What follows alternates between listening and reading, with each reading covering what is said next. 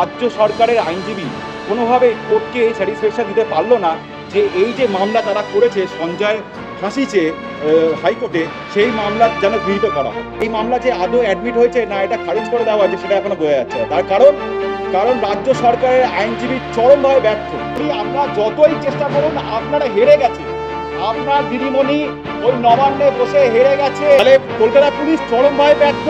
সে উত্তরপ্রদেশ থেকে আসুক, সে বাংলাদেশ থেকে আসুক, সে পাঞ্জাব থেকে আসুক, সে আপনার পাকিস্তান থেকে আসুক, যে এখানে পুলিশের ভূমিকা কি, পুলিশ কেন আমাদের সিভিলিয়ানদের যে ন্যূনতম সিকিউরিটিটা সেটা কেন ব্যবস্থা করতে পারছে না? তার পুলিশ মন্ত্রী ব্যর্থ, আমাদের পুলিশ প্রশাসন ব্যর্থ, মাননীয় ব্যর্থ।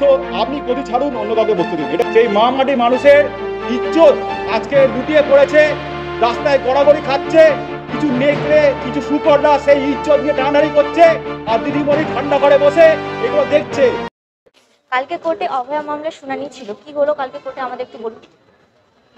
কালকে জাস্টিস দিবাংশু বসাক এবং justice Shabbir Dastidar division bench court number 26-এ আইটেম নাম্বার 1 এবং 2 এই কেসটার হিয়ারিং ছিল, যেখানে রাজ্য সরকার আপনার সিবিআই এগেনস্টে কেস করেছিল এবং সিবিআই সঞ্জয় রায়ের এগেনস্টে কেস করেছিল যে সঞ্জয় রায়ের ফাঁসি যাতে হয়, তাই জন্য লোয়ার কোর্টে যে আপনার যাবজ্জীবন কারাদণ্ডের কেস ইয়েটা হয়েছে, সাজাটা হয়েছে, সেটাকে তারা খুশি নয়, তারা ফাঁসি চাইছে।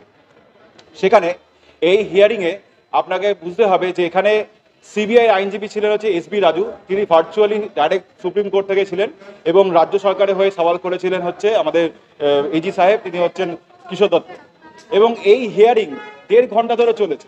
এর মধ্যে অনেক বিভিন্ন রকমের আপনার কেস লস, সুপ্রিম কোর্টে কেস 1984, 1989, তার সাথে আপনার বিভিন্ন সেকশনস ওপরে সিআরপিসি এবং বিএনএসএস এর সেকশনের ওপরে বিভিন্ন রকমের আর্গুমেন্ট চলেছে। তারপরেও 1.5 ঘন্টার মানে আর্গুমেন্ট 1.5 ঘন্টা হিয়ারিং করার পরেও রাজ্য সরকারের আইনজীবী কোনোভাবে কোর্টকে এই স্যাটিসফ্যাকশন দিতে পারলো না যে এই যে মামলা তারা করেছে সঞ্জয় ফাঁসি চেয়ে হাইকোর্টে, সেই মামলা যেন গৃহীত করা হয়। মানে আপনি ভাবুন, কালকে মামলা হয়ে গেছে, আজকে প্রায় দিনের শেষ হতে চললো, এখনো পর্যন্ত রায়দান স্থগিত হয়ে আছে। এখনো এই মামলা যে আদৌ অ্যাডমিট হয়েছে না এটা খারিজ করে দেওয়া হয়েছে সেটা এখনো বোঝা যাচ্ছে না। তার কারণ রাজ্য সরকারের আইনজীবী চরমভাবে ব্যর্থ। আজকে হাইকোর্টে বর্ষনার মুখে এই রাজ্য সরকারের আইনজীবীরা, এরা শুধুমাত্র খেলামেলা নিয়ে থাকে। সরকারের থেকে মোটা টাকা, মানে আমাদের দেওয়া ট্যাক্সের টাকা, আমাদের টাকা দেওয়া করের টাকা নিয়ে তারা তাদের সংসার চলে, তাদের পেট চলে। কিন্তু তারা যারা সত্যিকারের দুস্থ মানুষ, যারা গরিব মানুষ, যারা আইনজীবী জোগাড় করতে পারে না টাকার অভাবে, তাদের জন্য এরা মামলা লড়ে না। আজকে সঞ্জয় রায়ের মানে যাবজ্জীবন কারাদণ্ড অনির্বাণ দাস শিয়ালদহের জাজ তিনি দিয়ে দিয়েছেন, তারপরও সেটাকে চ্যালেঞ্জ করে তারা রাতারাতি চলে এলো হাইকোর্টে। আমাদের কয়েক টাকা খরচা করে রাজ্য সরকার তাদেরকে অ্যাপয়েন্ট করেছে এই মোটা টাকা দিয়ে।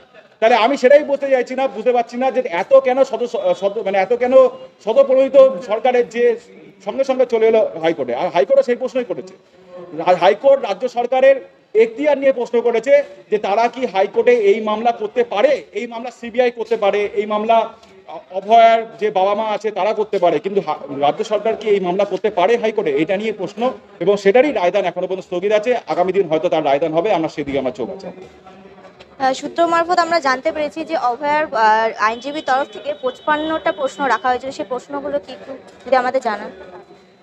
দেখুন, আইনজীবীর তরফ থেকে তো অনেক প্রশ্নই রাখা হয়েছে এবং সেই প্রশ্নের অনেকগুলো আপনাদের হয়তো সামনে বিভিন্ন মিডিয়া চ্যানেল অলরেডি দেখিয়ে দিয়েছে। আমি তবুও কিছু বলে যাচ্ছি।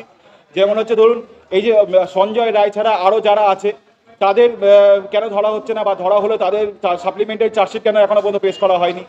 এছাড়া যে আপনার যে পোস্টমর্টম রিপোর্ট, সেই পোস্টমর্টম রিপোর্টের অনেকগুলো সেখানে দেখা যাচ্ছে 11 অসঙ্গতি সেখানে দেখা যাচ্ছে যে বিভিন্ন লোকের এখানে মানে ইয়ের ছাপ, ঠিক আছে, নখের ছাপ, তারপর আপনার তার স্তনের ওপরে অনেকের মুখের লালা, তারপর আপনার তার সাইন্টিফিক টেস্ট, ঠিক আছে, সেই জায়গা যে আরও অনেকের উপস্থিতি, তার পায়ের ছাপ, এই সব অনেক বিভিন্ন 11খানা দফা আছে।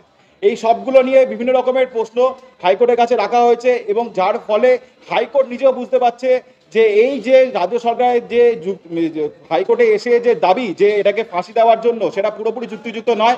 তাই জন্য হাইকোর্ট এখনো পর্যন্ত রায়টাকে স্থগিত করে রেখেছে, তাই এখন রায়দান করেনি। আগামী দিন আপনারা জানেন 29শে জানুয়ারি সুপ্রিম কোর্টে এই অভয়ার মামলার আবার ওখানে হিয়ারিং আছে এবং তার আগে সুপ্রিম কোর্ট বলেছে সমস্ত পক্ষকে নোটিশ ধরিয়ে তারপর আমার কাছে আসতে হবে। সুতরাং সেই দিকে মানুষের চোখ আছে। কিন্তু যেটা আজকে আমি সেটা বুঝতে পারছি না, আজকে রাজ্য সরকারের বিভিন্ন যে নেতারা আছে, যেমন কল্যাণ ব্যানার্জি থেকে শুরু করে ফিরহাদ হাকিম থেকে শুরু করে কুণাল ঘোষ থেকে শুরু করে, এরা সবাই অভয়ের বাবা মাকে দাগিয়ে দিচ্ছে যে তিনি নাকি মানে রাজনৈতিক দলের সাথে যুক্ত হয়ে গেছে। একটা নিপীড়িত মেয়ের বাবা মা কি কোনোভাবে রাজনৈতিক দলের সাথে যুক্ত হতে পারে? আমার এটাই তাদের কাছে প্রশ্ন। অভয়ের বাবা মাও সেটা বলেছে, আপনারা আগে শিয়ালদা কোর্টের পুরো রায়টা ভালো করে পড়ুন, পড়ে তারপর আমাকে দাগাবেন যে আমি কোনো রাজনৈতিক ব্যক্তির সাথে যুক্ত বা আমি কোনো রাজনীতিক দলের সাথে যুক্ত, আমি রাজনীতি করছি কিনা। আমি একজন নিপীড়িত বাবা মা, আমার মেয়ে মারা গেছে, তার জন্য আমরা কষ্ট হয়ে আছি, আপনারা এটা বুঝুন। অভয়ার পরিবারের কথায় শুধুমাত্র সংবাদ মাধ্যম গুরুত্ব দেয়, আর কেউ দেয় না, এমনটাই মন্তব্য দমদমের সংসদ সৌগত রায়ের। কি বলবেন এই বিষয়ে? দেখুন, ওনার থেকে সার্টিফিকেট অভয়ের বাবা মা নেবে না, ঠিক আছে? উনি তো কিছুদিন আগে দেখছিলাম সুইমিং পুলে উনি হাফ প্যান্ট পরে সুইমিং করছিলেন। সুতরাং উনি ওই মিডিয়াকে চ্যানেলে নিজের নাম শরীরটা দেখানোর জন্যই মনে হয় এই কাজগুলো করেন। আর এই ধরনের উক্তি শুধু উনি কেন নয়, ওনার দলে কল্যাণ ব্যানার্জি থেকে শুরু করে ফিরহাদ হাকিম থেকে শুরু করে সবাই এই ধরনের করে। এরা কেন করছে, এরা আপনাকে একটা জিনিস বুঝতে হবে, এরা সবাই হচ্ছে দিদিমণির নাকি সৈনিক, এরা নিজেদেরকে বলে। আজকে তাদের দিদিমণি হাইকোর্টে হেরে যাচ্ছে, তাদের দিদিমণি শিয়ালদা কোর্টে হেরে যাচ্ছে, তাদের দিদিমণি সব জায়গায় হেরে যাচ্ছে, এটা তাদের সহ্য হচ্ছে না, যার কারণে তারা মানে ফ্রাস্ট্রেটেড হয়ে গেছে। মানে কি বলবে, কিছু তো আর ইস্যু নেই, ওই জন্য বলে দিচ্ছে যে অভয়ের বাবা মা নাকি রাজনীতি করছে। আরে দাদা, আপনি তো রাজনীতিতে আজ এত বছর ধরে আছেন, আপনি কি উন্নতি করেছেন? আপনি তো শুধুমাত্র সংবাদ মাধ্যমে ছবি দেখানোর জন্য, যখন আপনাদের দমদম পুরসভায় যখন পুরো নালা নর্দমা যখন ডুবে গেছিল, আপনি কি করেছিলেন? হাফ প্যান্ট পরে মানে দেখাচ্ছেন লোককে, দেখুন আমি কত লোকের উপকার করি। আপনার যদি সেই ক্ষমতা থাকতো, আপনি দমদমের প্রত্যেক নালা নর্দমা প্রসার করতেন, মানুষকে পানীয় জল সরবরাহ করতেন। মানুষ ওখানে পানীয় জল পায় না, তারা রাস্তায় গিয়ে বাল্টি বাল্টি করে পানীয় জল তুলে নিয়ে আসছে। কি অবস্থা দমদমে! আপনার থেকে ক্যাডার সার্টিফিকেট দরকার নেই অভয়ের বাবা মার। অভয়ের বাবা মা জানে তারা কি করছে, আর অভয়ের বাবা মা যে কি কষ্টে আছে সেটা সুপ্রিম কোর্ট বিচার করবে। সুপ্রিম কোর্টে তারা গেছে এবং সুপ্রিম কোর্ট তাদেরকে সময় দিয়েছে যে হ্যাঁ, আমরা এই মামলা নিয়ে আগামী 29শে জানুয়ারি তার হিয়ারিং করব। এবং আপনাদের বলি, আপনারা যতই চেষ্টা করুন, আপনারা হেরে গেছে। আপনার দিদিমণি ওই নবান্নে বসে হেরে গেছে, এটা তাকে মানে তার নিজের হারটা তো স্বীকার করতে তিনি খুব কষ্ট পান। আমি তাকে বলছি, আপনি হার স্বীকার করুন দিদিমণি, আপনি সঞ্জয় ফাঁসি দিতে পারেননি, আপনি শিয়ালদা কোর্টে হেরে গেছেন, আপনি হাইকোর্টে এসে সঞ্জয় ফাঁসির জন্য আপনি হাইকোর্টেও তার মামলা আপনার এখন অ্যাডমিট করতে পারেননি। মানে আপনার আইনজীবী পুরোপুরি ব্যর্থ, আপনি হেরে গেছেন, এটা আপনাকে মানতে হবে যে আপনি পুরোপুরি হেরে গেছেন। 26,000 চাকরি প্রাপকের ভবিষ্যৎ কি? সুপ্রিম কোর্টে শুনানিতে অধরা উত্তর। যোগ্য অযোগ্য আলাদা করার উপায় জানতে চাইলেন প্রধান বিচারপতি। বিকাশ রঞ্জন বলেছেন, প্রয়োজনে পুরো প্যানেল বাতিল করে নতুন করে পরীক্ষা নেওয়া যেতে পারে। এ বিষয়ে আপনার কি মতামত? দেখুন, এই চাকরি প্রার্থী যারা, তাদের মধ্যে নিজেদের মধ্যেই অনেক অন্তদ্বন্দ্ব আছে। কারণ আমি বিভিন্ন মিডিয়া চ্যানেলে আপনাদের মাধ্যমে দেখেছি যে তারা একজন বলছে যে আমরা বিকাশ স্যারকে কোনোদিনও চাইনি এই কেসে মামলা করতে, তিনি জানি না কেন মামলা করছেন। অনেকে বলছে যে হাইকোর্ট যখন আমাদের রায় দিয়ে দিয়েছে, তখন বিকাশ স্যার কেন সেটা নিয়ে সুপ্রিম কোর্টে আবার স্টে করাতে গেল, আমাদের চাকরি হলো না। অনেকে এটা বলছে যে বিকাশ স্যার আর সব কটা প্যানেল বাতিল করে আবার নতুন করে চাকরি করানোর চেষ্টা করবে, এটাই আমরা চাই। তো বিভিন্ন রকমের মত আছে, কিন্তু আমি বলবো যে বিকাশ ভট্টাচার্য উনি একজন খুব দুধে আইনজীবী, খুব সিনিয়র মোস্ট আইনজীবী। আজকে উনি যদি আপনাদের হয়ে সুপ্রিম কোর্টে লড়াই করছে, তার মানে আপনারা বুঝবেন নিশ্চয়ই এর সঠিক পদক্ষেপ উনি নেবেন। কিন্তু ওনার যে রাজনৈতিক ব্যাপারটা, সেটা আমি কোনোভাবেই বলতে পারবো না, যে কারণ তিনি যে দলকে সাপোর্ট করেন, সেই দলের নামে অনেক কেচ্ছা কেলেঙ্কারি আছে। লোকে এটাও বলে যে তারা নাকি রাস্তার মধ্যে বলে বেড়ায় যে আমরা কমিউনিস্ট, অথচ বাড়িতে গিয়ে তারা ওম নমঃ শিবায় দুবেলা ভগবানকে পুজো করে। সুতরাং তাদের দলের মধ্যে অনেক এই ধরনের আছে। সুতরাং এটা নিয়ে একটা রাজনীতি হলেও হতে পারে। আর এই যে যারা চাকরি প্রার্থী, যারা আজকে 2 দিন ধরে গান্ধী মূর্তির তলায় বসে আছে, তাদেরকে নিয়ে একটা রাজনীতি চক্রান্ত হলেও হতে পারে। এই বিষয়ে আমার সঠিক জানা নেই, কারণ আমি সত্যি কথা বলতে কি, এই যে সিপিএম দলটা, এদেরকে আমি এত সহ্য করতে পারি না। কারণ এরা দুমুখো সাপ, এরা মুখে এক বলে পেছনে এক করে। এরা একদিকে বলে যে আমরা চাকরি প্রার্থীদের হয়ে মামলা করে বিনা পয়সায় 1 টাকাও নিই না, অথচ দেখা যাচ্ছে যে তাদের চেম্বারের সামনে মানে কয়েক মানুষ কোটি কোটি টাকা নিয়ে দাঁড়িয়ে আছে। তো সেটা কি করে হচ্ছে? তো তাদের কি বলে, তারা কি করে, আমি সেই দিক দিয়ে একদমই আমার ইন্টারেস্ট নেই। কারণ এদেরকে বিগত 34 বছর ধরে মানুষ সহ্য করেছে, আর সহ্য করতে পারছে না। যার কারণে আজকে বিগত 14 বছর ধরে 15 বছর ধরে আজকে এরা বিধানসভা শূন্য, এদের একটা আসন নেই। সুতরাং এরা যদি মনে করে যে এই চাকরি বাকরিদের দিয়ে রাজনীতি করে তারা টিকে থাকবে, আমরা সেটা সম্ভব নয়। মানুষ জানতে চাইছে যে আপনারা কবে এদেরকে চাকরিটা দিতে পারবেন, আগে সেটা বলুন। কারণ আপনাদের জন্যই আজকে স্কুলগুলো বন্ধের পথে।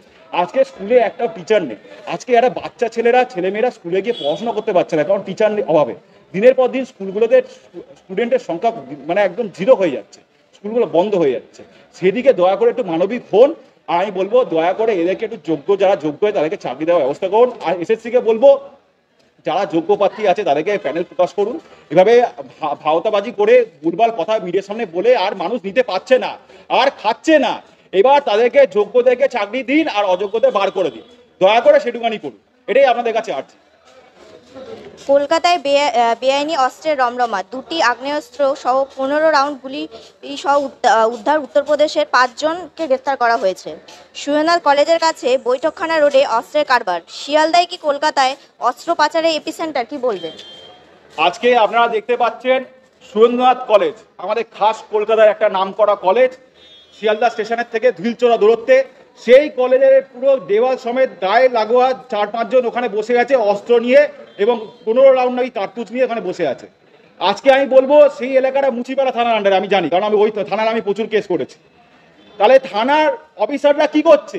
ঢিলছোড়া দূরত্বে মুচিপাড়া থানার লোকেরা জানে না যে ওখানে অস্ত্র নিয়ে, আজকে যদি ওখানে একটা নাশকতামূলক চক্র হতো, যদি কাউকে ফায়ার করে দিত বা শূন্যেই গুলি চালাতো, যদি কারোর গায়ে লাগতো, তাহলে তো তার মৃত্যুর দায়িত্ব কলকাতা পুলিশের ওপর বর্তাতো। তাহলে থানা কি করছে? থানা কি চুপচাপ হয়ে যায়? আজকে শিয়ালদা হাইকোর্ট থেকে ঢিলছোড়া দূরত্বে 2-3 কিলোমিটারের মধ্যে যদি এই ঘটনা ঘটে, আগামী দিন দেখা যাবে যে হাইকোর্টের সামনে হয়তো কেউ কার্তুজ নিয়ে এবং গোলাগুলি নিয়ে এখানে বসে গেছে। তাহলে কলকাতা পুলিশ চরমভাবে ব্যর্থ। সে উত্তরপ্রদেশ থেকে আসুক, সে বাংলাদেশ থেকে আসুক, সে পাঞ্জাব থেকে আসুক, সে আপনার পাকিস্তান থেকে আসুক, আমার জানার দরকার নেই। আমার কথা হচ্ছে যে আমাদের এখানে প্রশাসন কি করছে? প্রশাসনের নাকের ডগায় এই ধরনের কাজকর্ম চলছে। উগ্রপন্থীরা এখানে কার্তুজ নিয়ে বোমাগুলি নিয়ে বসে আছে, পুলিশ কেন তাদেরকে অ্যারেস্ট করছে না? আজকে প্রশাসন তাদেরকে জাল আধার কার্ড, ভোটার কার্ড তৈরি করতে সাহায্য করছে, কেন তাদেরকে রুখছে না? কেন তাদেরকে অ্যারেস্ট করে কোর্টের সামনে নিয়ে আসছে না? কেন তাদেরকে প্রডিউস করছে না? এটা আমাদের প্রশ্ন, আমার প্রশ্ন। তা আমি জানতে চাই, মানুষ জানতে চাই, রাজ্য সরকার, রাজ্যের প্রত্যেকটা মানুষ জানতে চাই রাজ্য সরকারের কাছে যে রাজ্য সরকার কি করছে। আজকে আমাদের রাজ্যটা যে বাংলাদেশের বর্ডার লাগোয়া, সব থেকে আগে তো এখানেই আগে নাশকতা কাজকর্মগুলো হবে, যেহেতু বাংলাদেশে এখন একটা অরাজকতা চলছে, ওখানে একটা তদারকি সরকার চলছে। মানে খুবই আজকে গতকাল আমি দেখলাম যে সেখানে স্টুডেন্টদের রাত 2টো পর্যন্ত মারপিট হয়েছে ঢাকা বিশ্ববিদ্যালয়। তো এটা তো চলতেই থাকবে। তো মানুষ জানতে চাইছে যে এখানে পুলিশের ভূমিকা কি, পুলিশ কেন আমাদের সিভিলিয়ানদের যে ন্যূনতম সিকিউরিটিটা সেটা কেন ব্যবস্থা করতে পারছে না? তার মানে পুলিশ মন্ত্রী ব্যর্থ, আমাদের পুলিশ প্রশাসন ব্যর্থ, মাননীয় ব্যর্থ। আপনি গদি ছাড়ুন, অন্য কাউকে বসতে দিন, এটাই সবার দাবি। আচ্ছা, মালদায় শূন্যে গুলি ছুড়ে ভলিবল টুর্নামেন্টের উদ্বোধন, এখনও অধরা অভিযুক্তরা। এ ধরনের দুঃসাহসিক কর্মকাণ্ড কারা ঘটাতে পারে? সাহসী বা কোথা থেকে পায়, কি বলবেন? দেখুন, মালদা বরাবরই হচ্ছে রাজনৈতিক দিক থেকে সবসময় কেন্দ্রবিন্দু হয়ে থাকে এবং সবসময় শিরোনামে থাকে। সুতরাং সেখানে এই যে গুলিগোলা ছোড়া হবে এটা স্বাভাবিক, সবাই জানে। কিন্তু একটা ভলিবল মানে এটা খেলার জগতে, একটা খেলার ব্যাপারে, মানে একটা টুর্নামেন্ট হবে, সেখানে যদি গুলি চালিয়ে যেটা জানান দেওয়া হয় যে দেখুন আমাদের খেলার সূচনা হচ্ছে, তাহলে আমি বলবো যে আজকে আমাদের রাজ্য কোন জায়গায় পৌঁছে গেছে, যেখানে একটা খেলার সূচনা করতে গেলে নাকি গুলি ছুটতে হচ্ছে। মানে এটা পুরোপুরি আপনার উত্তরপ্রদেশ এবং আপনার পাঞ্জাবের পুরো নকল করছে, যেখানে কুণাল ঘোষ মাঝে মধ্যেই বলে যে উত্তরপ্রদেশে নাকি অনেক ঘটনা ঘটে হাতরাসের মতো, সেখানে আমাদের এখানে কোনো ঘটনা ঘটে না। আমাদের এখানে সবই ভালো আছে, এখানে সবাই সুস্থ আছে, এখানে মেয়েদের খুব সুরক্ষা আছে। আজকে ভলিবল টুর্নামেন্টে অনেক বাচ্চা ছেলে মেয়েরা আছে, তাদের সামনে শুনলে গুলি ছড়া হচ্ছে, এবং সেই গুলি যদি কারো গায়ে লাগে তাহলে তার যে ক্ষতি হবে, তার যে দইটা হবে, সেটার জন্য সম্পূর্ণ দায়িত্ব থাকবে এই রাজ্য সরকার।